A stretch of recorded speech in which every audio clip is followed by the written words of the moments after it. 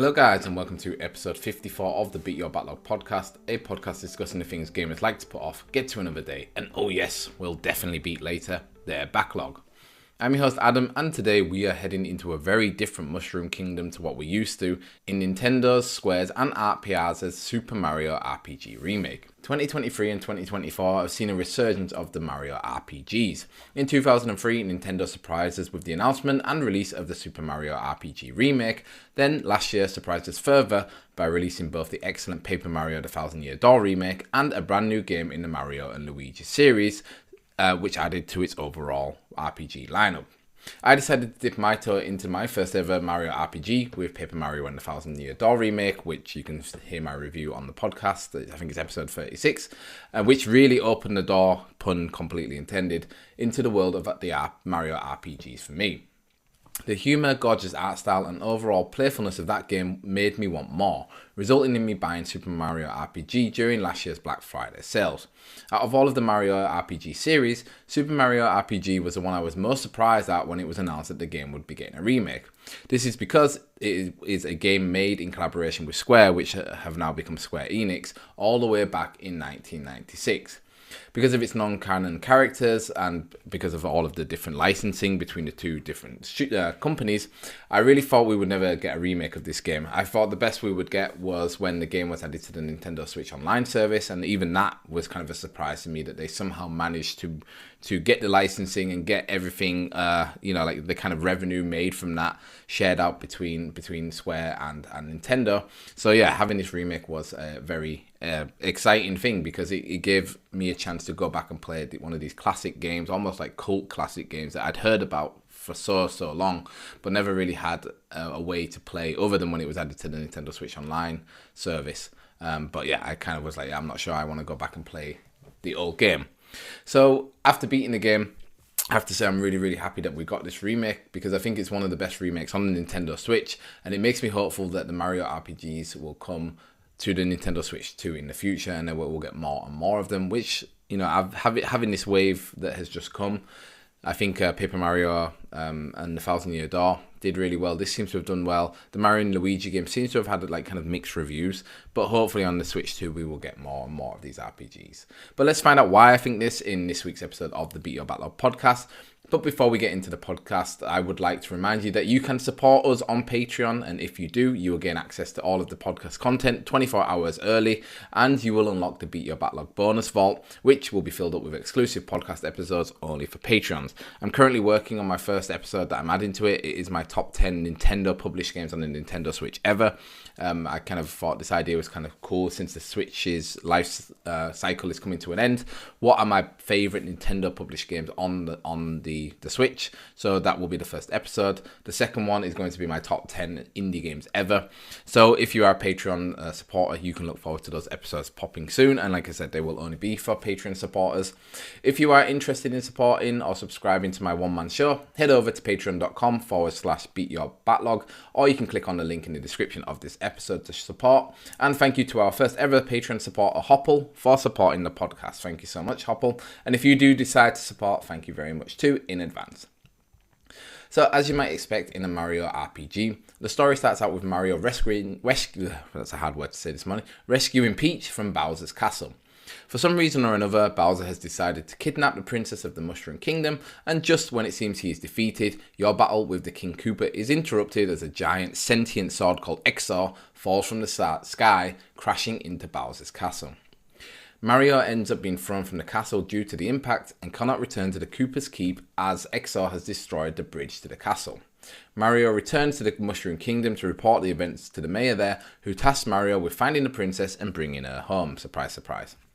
As Mario sets out on his quest, he witnesses a purple dinosaur robbing a cute and cuddly cloud-looking character called Mallow.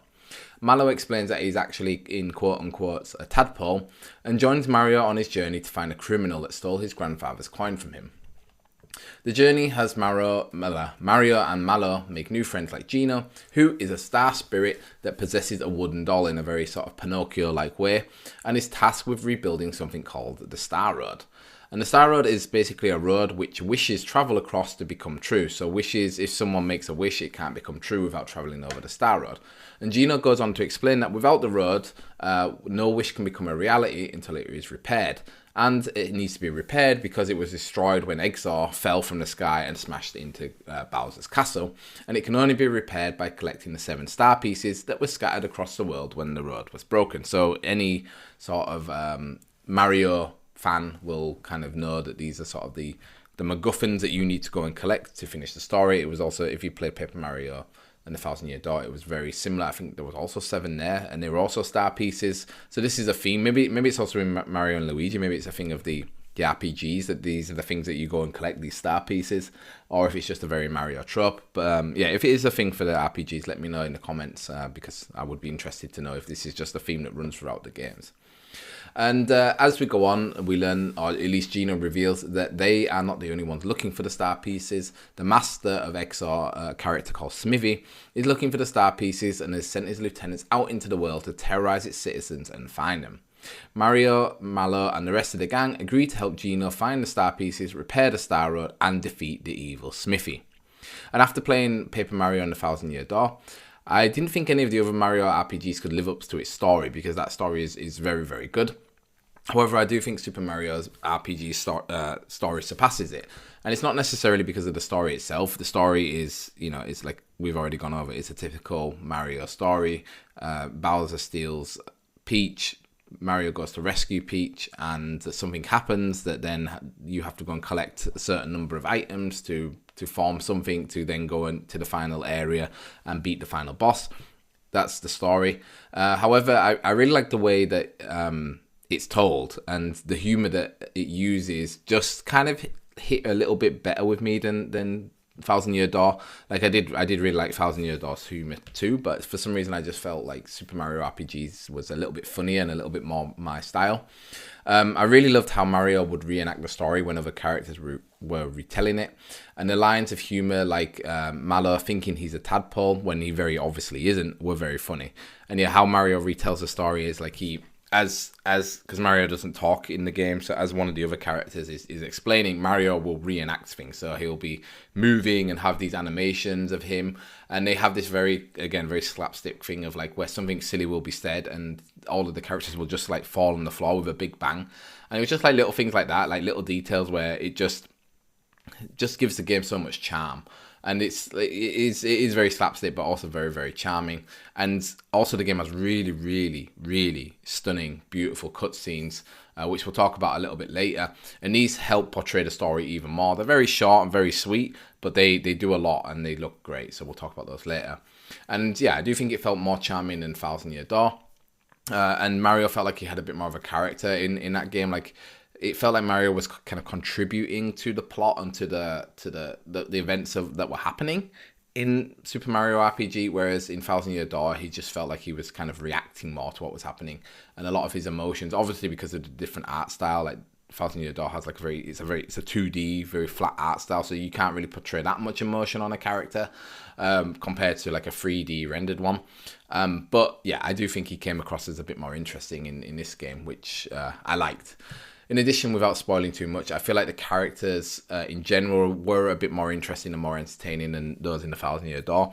They were maybe a little bit less original, because like I said, I don't really want to spoil who else is kind of part of your party in the game.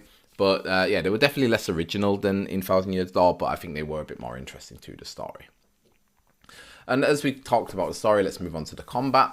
And if you kind of would guess a game from the 90s, an RPG from the 90s, it is a turn-based combat system that sees Mario and his friends taking turns to beat up a variety of weird and wacky enemies in the game. Mario is always one of the team members in the battle and is always joined by 2 companions, which can be switched out at any point during a fight. And like most turn-based games from the 1990s, there are 4 options you can do on your turn. So the first one is you can use a physical attack on an enemy. This attack doesn't cost any flower points or FP, which is basically the game's version of mana. And what does cost the FP is your special attacks. So these are sort of magical, or I guess the clue is in the name, special attacks that can do way more damage and sometimes have like elemental aspects to them, which some enemies might be weak to. And they can also be healing attacks, or healing attacks, I guess you would call them, which will then heal your teammates or add debuffs to enemies or add buffs to your teammates. And each character has a variety of different special attacks, and most character special attacks are themed around a traditional RPG class. For example, you could say one character is considered a healer because of their special attacks, and another would be considered a tank.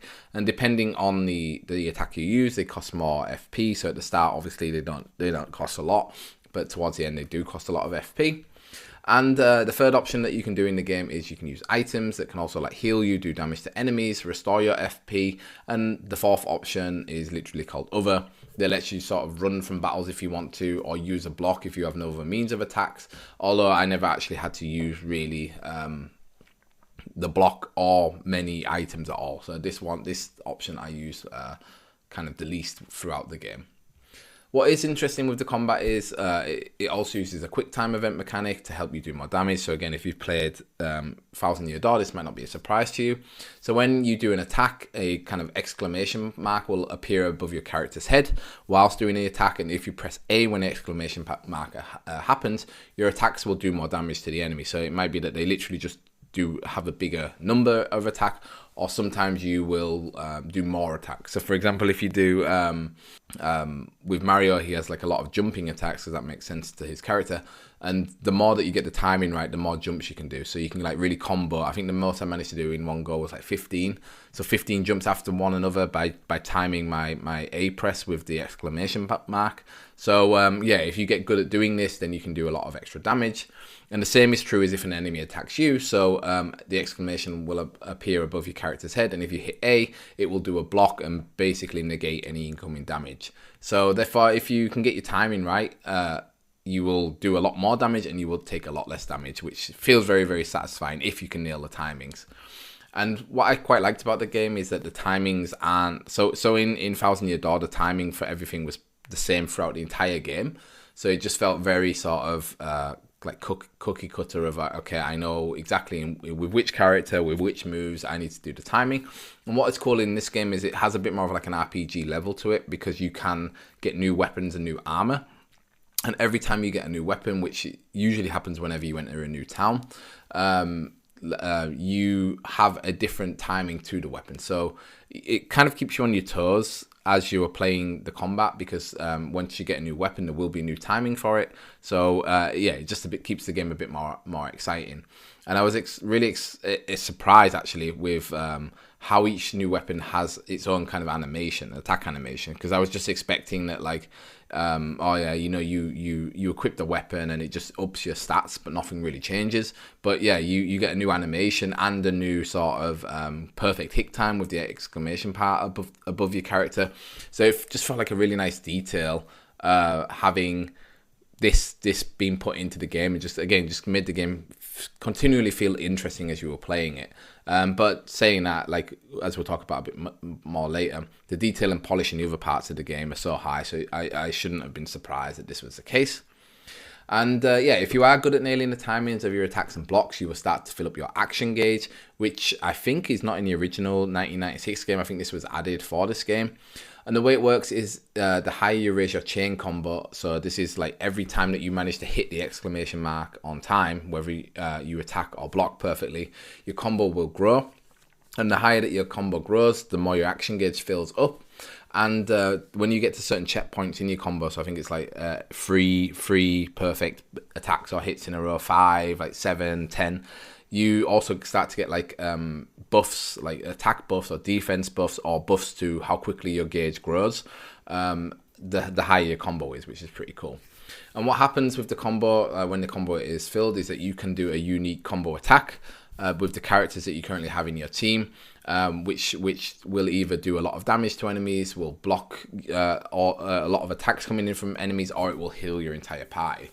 And what I thought was very, very cool about this was, depending on the combinations of characters you currently use in battle, the combo attack will have a different animation and also a different effect. And what's even cooler is when you use the combo attack, is you will get to see like a a customized, unique cutscene showing your characters doing it. So I don't want to spoil them all, but the first one I used was with Mario, Gino, and Mallow in my party. And when they attacked, I basically got this really cool cutscene of them sort of like surfing, like if you've ever seen Disney's Tarzan, like, you know how he surfs along the vines, basically them surfing like that along the Star Road, which, if you don't know what the Star Road looks like, it more or less looks like Rainbow Road from Mario Kart, and it's them kind of surfing and intertwining and jumping over each other, and then at the end they all jump off a ramp together, and then they all attack. And it was just such like a cool surprise to see this, because again, like, RPGs from the 1990s don't necessarily have the best graphics, and especially when they're remade. But again, it just shows you the amount of care and detail that the devs put into this game to just have this extra level of like amazing looking cutscene. And what's cool is for every single combination of all of the characters that you unlock, there is a unique cutscene for it, which was unreal to see. So yeah, it's just a really, really cool part of the combat. I always look forward to getting my action gears filled, because I wanted to watch these cutscenes, and every single time it happened, you can skip the cutscene, but they just look so good and they were just so fun that I never wanted to. So yeah, that was a really nice touch. And I will say that the combat actually started off quite hard for me in the game. After a couple of hours, I actually put the difficulty down from normal to easy, because I getting beaten up by, there's a part where you come across a lot of wigglers, and they were just really hard and I couldn't beat them. However, I did think easy mode was very, very easy, so after a while I did put it back up to normal, and strangely after doing this, I felt like the game was way easier than before when I had played on normal. And I think it might have been because easy had kind of taught me the timings of the attacks and the blocks. So when I got to normal, then I was doing a lot more damage and taking a lot less damage. So it was kind of like the training wheels for me to get these timings down. So once I'd learned them, then normal became quite easy as well. I'm not sure. Maybe just this part of the game was just very, very hard and just wasn't balanced very well in the original game, and that kind of got left in. But yeah, going back to normal, I did find the rest of the game quite easy. The only difficult part is the very last section of the game, the last dungeon, which is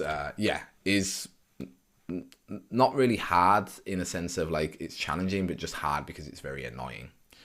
So almost all of the enemies in this area in the final dungeon are just like tanky bosses that just have a lot of health but can't really do much damage to you. And it means that fights just become long grinds, because you know you will eventually win, because the enemies are only doing like 10 damage to you. However, you are also only doing about 10 damage to the enemy because they have so much health.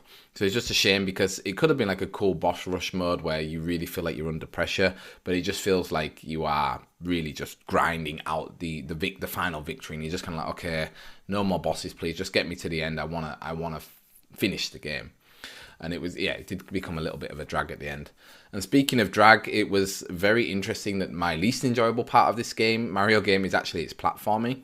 So the game isn't very heavy on platforming, like it's nowhere near the level of a regular Mario game in the amount of platforming sequences there are. However, there are some, and whenever I saw one on the horizon, I absolutely dreaded it. And this is basically because of how the game's sort of camera angle. So the game is kind of like a 2.5D isometric view, so the camera is kind of like above and kind of over Mario's shoulder, like you're looking down on him, meaning that anytime there was any jumping to do, it always felt like a leap of faith, because it was just very, very hard to see where you were actually jumping to and gauge distance because of the camera angle. And it does the typical thing of platformers where, you know, it puts the shadow underneath the character so you can kind of see where he's going to land. But still, there were some sections where you had to more or less like wall jump backwards and forwards up a wall, which took forever. And then there was other sections where like maybe things would be like platforms would be moving, and again, they're very, very simple. Like in a regular Mario game, you wouldn't even think about the platforming, you would just bang bang bang be done. But this, it was like really like every single one was like, okay, am I positioned correctly on the platform? Yes. All right, good. I'm going to jump over and hope that I land, and okay, I landed here. Now I have to like really position myself again to be in the perfect position. And it just felt like very 90s platforming, which was quite interesting. So yeah, I just thought that was kind of amusing that the worst thing about this Mario game was its platforming. But what was not a drag, and what I absolutely loved about this game, is the amount of detail, polish and care the developers already obviously put into it. And I kind of already touched on this before. But it is an absolutely stunning game, and I think possibly the best looking game on a Nintendo Switch. Like with Metroid Prime Remastered, it's another game that just shows Nintendo devs really know how to get the best out of the Nintendo Switch as it's kind of going off into its kind of pension days. Because, yeah, it's a game that it looks fantastic. It's like, it runs so well. Like, the art style is just, again, like, this is what always amazes me with Nintendo games, is their art styles just never age poorly. Like, it's hard to think, apart from maybe like, you know, like the Star Fox games back on like the Nintendo 64 and on the SNES, I don't think their art styles really age badly at all. Like when you look at Super Mario 64, that game still looks good. Even like Ocarina of Time, like it's obviously very polygon heavy, or not polygon heavy, I would say. It's very edgy in a sense, but it still looks quite good. And again, I think it's just so cool how they managed to modernize this game.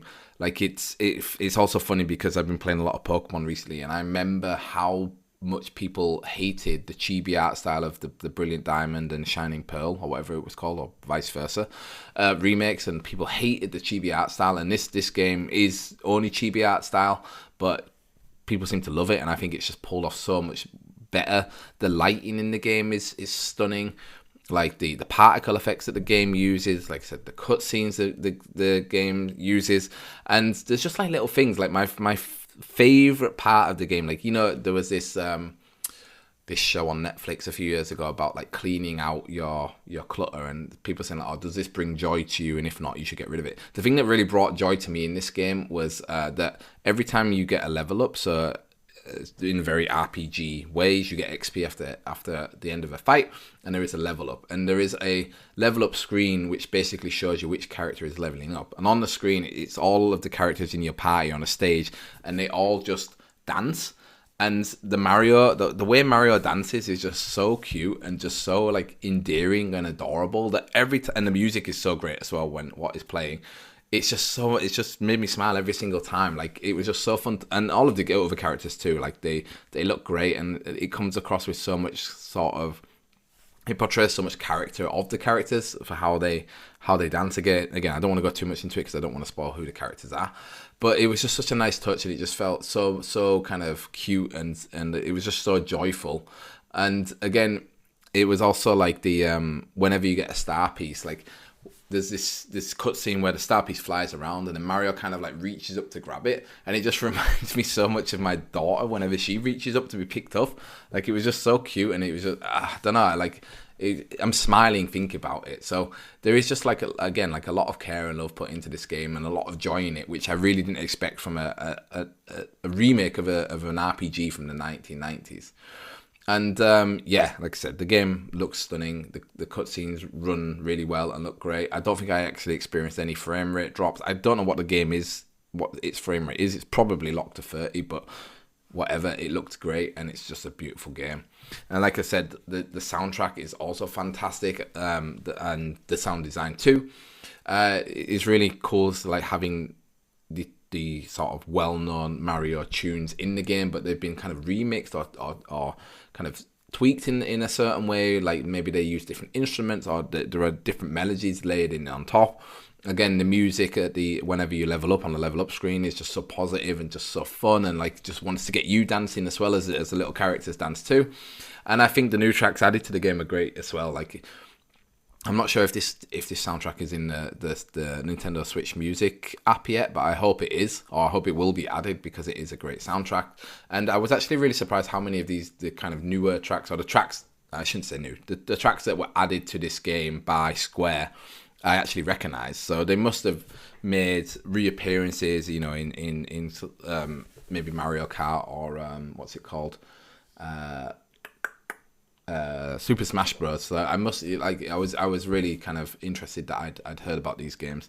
And there's just like lots of other things too, like how the game, I mean, this is more to do with the design of the game back in the 90s, but I just love the sort of the enemy designs, because it was so 90s, where a lot of the designs just, you're like, what, just don't make sense. Like, there's one where there is like an ape that sort of looks a bit like Donkey Kong but isn't Donkey Kong, and it has like chains on.